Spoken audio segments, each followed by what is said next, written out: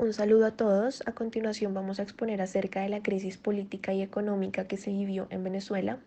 Mi grupo está conformado por Paula Góngora, Habib Saab y quien les habla, Diana Albarracín.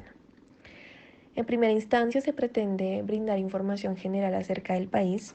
La capital de Venezuela es Caracas y cuenta con una población total de 28.887 millones de habitantes. La moneda es el bolívar y para el año 2018 tuvo un PIB de 214.122 millones de dólares. El crecimiento del PIB para ese mismo año fue de menos 15%. En el lado derecho puede apreciarse una tabla que muestra el comercio internacional de bienes y servicios en porcentaje del país. Puede observarse cómo las exportaciones han ido disminuyendo, mientras que las importaciones han ido en aumento, lo que puede justificar que la balanza comercial en los últimos 2 años que se analizan de negativa. Gran parte de las importaciones se ven reflejadas en un mayor porcentaje en los servicios y si se analiza únicamente el comercio internacional de bienes va a presentar superávit, mientras que si se analizan los servicios se va a apreciar un déficit. A continuación se brindarán los acontecimientos más importantes de la crisis. En el año en el que surge todo, al morir Hugo Chávez, queda su sucesor Nicolás Maduro y es allí en donde empieza el alza de la inflación. En el 2014 se presentan manifestaciones apoyadas por los venezolanos con la ayuda de Leopoldo López, un político influyente, quien es arrestado por incentivar estos movimientos. En el 2015 se presenta escasez de alimentos y medicinas y en el 2016 la inflación llega al 254%. La economía se contrae en ese año en un 10%. En el 2017 la inflación llega a 2.616%. Se presenta un agravamiento por la deuda pública y además hay desconfianza de mercados financieros internacionales. También se presenta una alta tasa de desempleo. Para el año 2018, el Fondo Monetario Internacional realiza un pronóstico de inflación por encima de 1.000.000% y se presenta un proyecto de recuperación económica en donde se pretende aumentar el salario mínimo y llevar a cabo modificaciones en el bolívar soberano. Bueno, en cuanto al tipo de cambio, podemos evidenciar que ha aumentado al pasar de los años. Sin embargo, entre 2012 y 2013 vemos que pasa de 4,28 a 6,04. Esto quiere decir que el valor del dólar ha aumentado en 1,79, mientras que para 2013 y 2014 se mantuvo, ya que el precio del barril de petróleo para 2013 estaba por encima de los $100. Ahora vamos a pasar a los indicadores macroeconómicos y el primer indicador es cuenta corriente. Entonces, pues primero debemos recordar en qué consiste. Entonces, la cuenta corriente significa que es la suma de las exportaciones netas de bienes y servicios. Esto quiere decir pues que hace parte de la balanza de pagos. Y en este caso, para Venezuela, dentro de los años mostrados, lo más común que se exporta era el petróleo crudo y el petróleo, mientras que para las importaciones son los elementos de salubridad y químicos. Entonces, para la gráfica de Current Account Billion se evidencia que hasta 2012 hay un crecimiento tanto para las importaciones como las exportaciones, pero a partir de 2013 todo va en disminución, especialmente las exportaciones. Y pues esta gráfica solo muestra las importaciones y exportaciones de productos, que como lo dijo anteriormente Diana, se encuentran en superávit, pero pues los de servicio están en déficit. Y esto lo podemos ver en la gráfica de la derecha, en la que se ve a partir de 2015 que hay un déficit. En cuanto a Net Financial Account, pues también debemos recordar lo que significa. Y lo que hace es mostrar la adquisición y disposiciones netas de los activos y pasivos financiados. Es decir, que esta cuenta financia a la cuenta corriente y la cuenta de capital. Por lo tanto, podemos ver que hay una relación directa entre la cuenta corriente y la cuenta financiera neta. Pues también a partir de 2015 se ve que hay un déficit.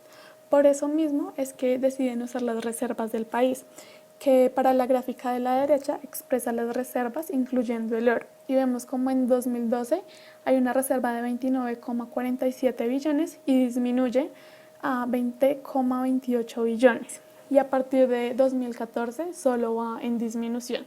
Y pues esto sucede porque el país no está pasando por las mejores situaciones y por lo tanto pues se ven obligados a hacer uso de sus reservas para financiar las cuentas corrientes y las de capital.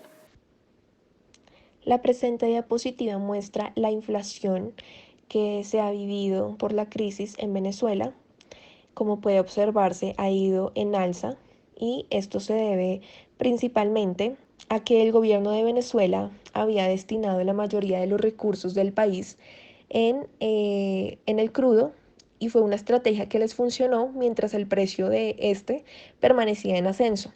A consecuencia de una balanza desproporcionada a favor de los hidrocarburos como única actividad en el país, eh, este tuvo que cubrir sus necesidades básicas por medio de la importación, financiando en consecuencia la mayoría de los artículos de consumo diario a partir de la moneda extranjera.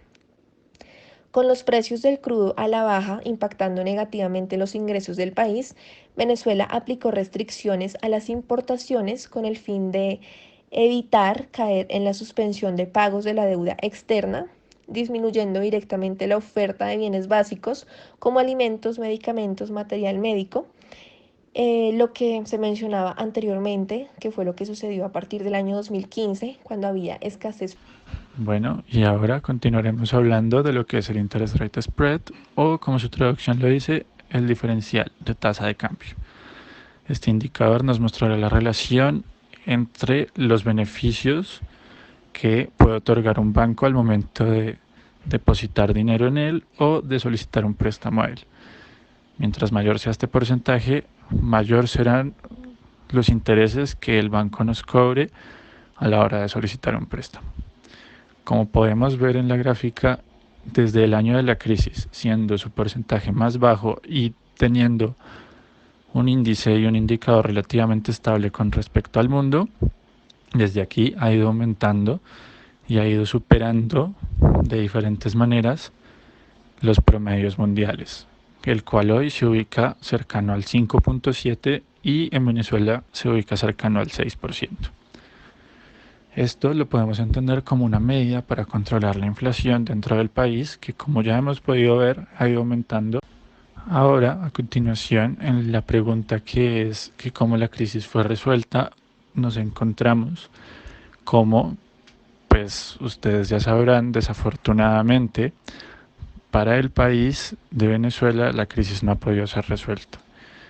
Realmente al día de hoy el panorama es complicado debido a los altos índices de inflación, a la baja productividad y a la economía totalmente centrada en la extracción y exportación del crudo del petróleo.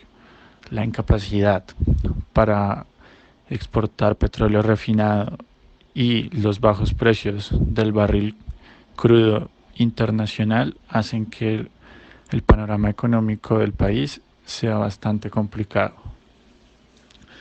Mientras que si lo analizamos en cifras no oficiales, se ha producido una leve mejora, teniendo en cuenta que se estimó que en el año 2018 no oficialmente se alcanzó el 1.000.000% en el país relacionado a la inflación y al 2020 se ubica en el 7.000%. En conclusión y relacionado con lo que dije anteriormente, podemos ver cómo en cifras oficiales o no oficiales la moneda venezolana ha experimentado una devaluación internacional, provocándole una complejidad bastante alta a la hora de realizar negociaciones internacionalmente. También ante esto le podemos sumar que Venezuela es un país con un déficit general en sus cuentas corrientes, lo que podemos entender como un país que depende mucho de sus bienes importados. Sumado a esto, el gobierno de Nicolás Maduro ha tenido un panorama bastante difícil y no ha sabido manejar lo que es la caída del precio del crudo internacionalmente. También a esto, un deterioro de las relaciones comerciales que se tenían anteriormente con Argentina, Brasil, Bolivia y distintos países de la región. Hoy en día todos con relaciones deterioradas, poniéndolo en una encrucijada al gobierno, el panorama político y social. A esto le podemos sumar las cifras de corrupción, que son bastante elevadas, y un panorama bastante complejo y distinto al que manejaba el presidente Chávez antes de su muerte. Eso es todo. Muchas gracias por escucharnos.